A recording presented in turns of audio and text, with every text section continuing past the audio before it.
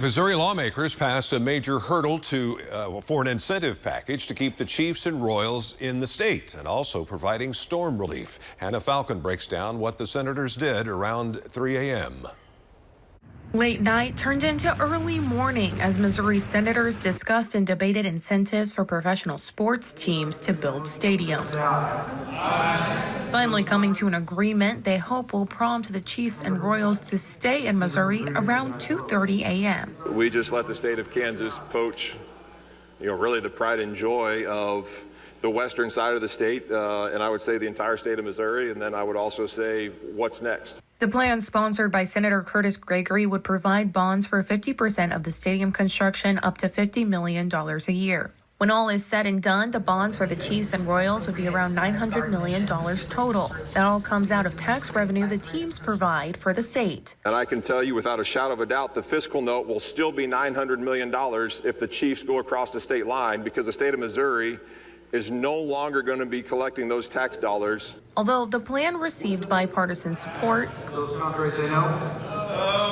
it also received bipartisan opposition. I really wasn't a fan of kind of these bailouts for billionaires. Governor Mike Kehoe met with senators from both parties behind closed doors, negotiating terms that would make them vote in favor of the stadium incentives. Democratic members like Senator Steve Roberts had their eye on something else: storm relief following a devastating spring tornado season.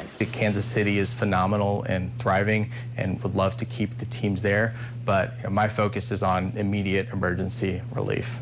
Roberts negotiated to get $100 million in state funds dedicated to helping St. Louis recover from a May tornado that caused about $1.6 billion in damage. There is also $25 million for housing assistance for Missourians in any county affected by spring tornadoes. But not everyone is a fan of these proposals either. I'm not saying that people have their hand out necessarily, but it appears to be that we are taking responsibility away from some of our residents of Missouri.